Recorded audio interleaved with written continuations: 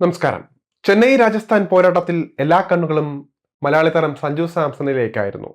ഇന്ത്യക്കായി വീരോചിത ഇന്നിംഗ്സുകളിലൂടെ ലോകകപ്പ് നേടിക്കൊടുത്തതിനു ശേഷമുള്ള സഞ്ജുവിന്റെ ആദ്യ മത്സരം, ക്യാപ്റ്റനായി വിലസിയ മുൻ ടീം രാജസ്ഥാനെതിരെയുള്ള ആദ്യ മത്സരം, ഇങ്ങനെ ഒരുപാട് പ്രത്യേകതകൾ സഞ്ജുവിനെ പ്രധാന ഘടകമാക്കിയിരുന്നു ഈ മത്സരത്തിൽ. എന്നാൽ ഒറ്റ ഫോർ മാത്രം നേടിയ സഞ്ജുവിന് കാര്യമായി ഒന്നും തന്നെ ചെയ്യാൻ സാധിച്ചില്ല. വലിയ പ്രകടനം സഞ്ജുവിൽ നിന്ന് എല്ലാവരും പ്രതീക്ഷിച്ചുവെങ്കിലും 7 പന്തിൽ 6 റൺസ് മാത്രമായിരുന്നു സഞ്ജുവിന് നേടാനായത്. T20 ലോകകപ്പിലെ അവസാന 3 മത്സരത്തിൽ കണ്ട സഞ്ജുവിനെയല്ല ഇക്കുറി ചെന്നൈയുടെ ഓപ്പണർ റോളിൽ കാണാനായത്. സഞ്ജുവിനെതിരെ കൃത്യമായ പദ്ധതികളോടെ ഇറങ്ങിയ രാജസ്ഥാന്റെ തന്ത്രം ഫലം കണ്ടുവെന്ന് തന്നെ പറയാം. ഈ മത്സരത്തിൽ സഞ്ജു തന്നെയായിരുന്നു അവരുടെ പ്രധാന ലക്ഷ്യം. ഇക്കാര്യത്തിൽ രാജസ്ഥാൻ പരിശീലകനായ കുമാർ സംഗക്കാരെയാണ് സഞ്ജുവിനെ വീഴ്ത്താൻ നിർണായക ഘടകമായത് എന്ന് വേണമെങ്കിൽ പറയാം. രാജസ്ഥാൻ ക്യാമ്പിൽ സഞ്ജുവിനെ ഒരുപാട് പരിശീലിപ്പിച്ച വ്യക്തമായ ധാരണയുള്ള ആൾ കൂടിയാണ് കുമാർ സംഗക്കാര. അതുകൊണ്ട് തന്നെ സഞ്ജുവിന്റെ ഓരോ വീക്ക്നെസ്സും കുമാർ സംഗക്കാരയ്ക്ക് മനപാഠമാണ്. അത് തന്നെയാണ് രാജസ്ഥാൻ ബൗളർമാർക്ക് തന്ത്രമായി ഓതിക്കൊടുത്തതും. തുടക്കം മുതൽ സഞ്ജുവിനെ ഓഫ് സ്റ്റം ലൈനിലാണ് രാജസ്ഥാൻ ബൗളർമാർ ആക്രമിച്ചുകൊണ്ടിരുന്നത്. ബർഗർ സഞ്ജുവിന്റെ കാലിനെ ലക്ഷ്യമാക്കി എറിഞ്ഞ പന്ത് അല്പം സ്വിംഗ് ആയപ്പോൾ സഞ്ജുവിന്റെ കണക്കുകൂട്ടലുകൾ അപ്പാടെ തെറ്റി. മികച്ച ടൈമിംഗ് ലഭിക്കാതെ പോയതോടെ സഞ്ജുവിന്റെ സ്റ്റെമ്പ് തെറിക്കുന്നതായിരുന്നു പിന്നീട് കണ്ടത്. മുൻ ക്യാപ്റ്റൻ എന്ന പരിഗണന പോലും നൽകാതെ സഞ്ജുവിന്റെ വിക്കറ്റും അവർ ആഘോഷിച്ചു. തന്റെ മുൻ ടീമിനെതിരെ കളിക്കുമ്പോൾ വൈകാരിക പ്രശ്നമില്ല എന്ന് സഞ്ജു നേരത്തെ പറഞ്ഞിരുന്നുവെങ്കിലും അങ്ങനെയായിരുന്നില്ല എന്ന് സഞ്ജുവിന്റെ ശരീരഭാഷയിൽ നിന്ന് വ്യക്തമായതാണ്. സഞ്ജുവിന്റെ അരങ്ങേറ്റ മത്സരത്തിലെ കണക്കുകൾ തന്നെ നിരാശപ്പെടുത്തുന്നതാണ്. രാജസ്ഥാനൊപ്പം 2013 അരങ്ങേറ്റ മത്സരം കളിച്ചപ്പോൾ 23 പന്തിൽ പുറത്താകാതെ 27 റൺസാണ് സഞ്ജുവിന് നേടാനായത്. 2 വർഷം രാജസ്ഥാന് വിലക്ക് ലഭിച്ചപ്പോൾ 2016 ഡൽഹി ക്യാപിറ്റൽസിനൊപ്പം സഞ്ജു കളിച്ചു. ഡൽഹിക്കായുള്ള അരങ്ങേറ്റത്തിൽ 13 പന്തിൽ 15 റൺസായിരുന്നു സഞ്ജു നേടിയത്. ഇപ്പോൾ CSKയിൽ 7 പന്തിൽ 6 റൺസോടെ മലയാളി താരത്തിന് പുറത്താകേണ്ടി വന്നു.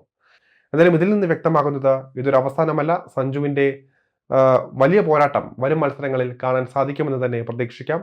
സഞ്ജു സാംസനെ സംബന്ധിച്ച് 2020 മുതലുള്ള വലിയൊരു കുതിപ്പിനാണ് ഈ ഒരു മത്സരത്തിലൂടെ വിരാമവുമായിരിക്കുന്നത്. 2020 മുതൽ 2025 വരെയുള്ള എല്ലാ സീസണുകളിലെയും ആദ്യ മത്സരത്തിൽ സഞ്ജുവിന് അർദ്ധ സെഞ്ചുറി നേടാൻ സാധിച്ചിരുന്നു. ഇപ്പോൾ ആ കുതിപ്പിന് അവസാനമായിരിക്കുകയാണ്. സഞ്ജുവിനെ സംബന്ധിച്ച ഒരു ഭാഗ്യം കൂടിയായിരുന്നു ഈ 6 സീസണുകളും. അതിനുശേഷമുള്ള ചെന്നൈക്കെതിരെയുള്ള ആദ്യ സീസണിൽ തന്നെ സഞ്ജുവിന് കാര്യമായി പ്രകടനം പുറത്തെടുക്കാൻ സാധിച്ചില്ല. എങ്കിലും വരും മത്സരങ്ങളിൽ സഞ്ജുവിന് പ്രതീക്ഷയേകുന്നുണ്ട്.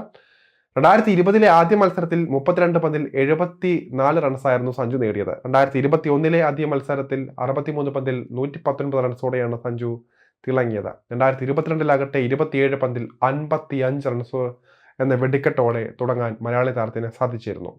2023 വന്നപ്പോഴത്തേക്കും 32 പന്തിൽ 55 റൺസായിരുന്നു സഞ്ജു നേടിയത്. പുറത്താകാതെ 82 റൺസ് നേടിയ സഞ്ജു അവസാന സീസണിലെ ആദ്യ മത്സരത്തിൽ 37 പന്തിൽ 66 റൺസും നേടി.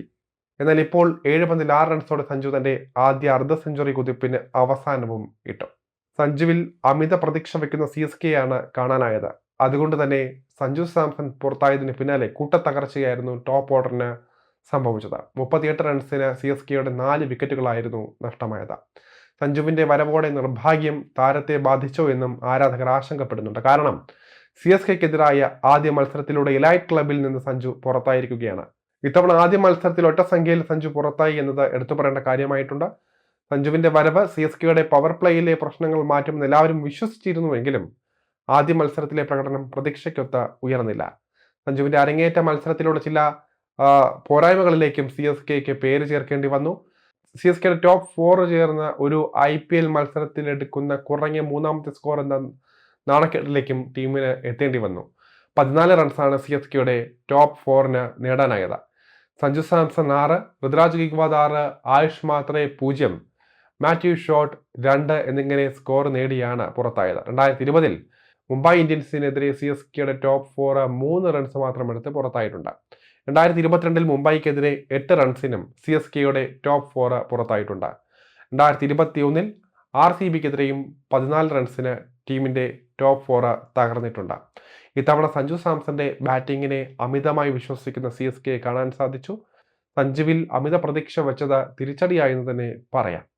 എന്തായാലും വരും മത്സരങ്ങൾ സഞ്ജുവിൽ നിന്ന് ഒരുപാട് പ്രതീക്ഷിക്കേണ്ടതുണ്ട്. സഞ്ജു പഴയ ട്രാക്കിലേക്ക് വന്നാൽ നമുക്കറിയാം കളത്തിൽ തുടർന്നാൽ സഞ്ജുവിനോളം അപകടകാരി വേറെ ഇല്ല എന്ന് തന്നെ പറയേണ്ടിയിരിക്കുന്നു.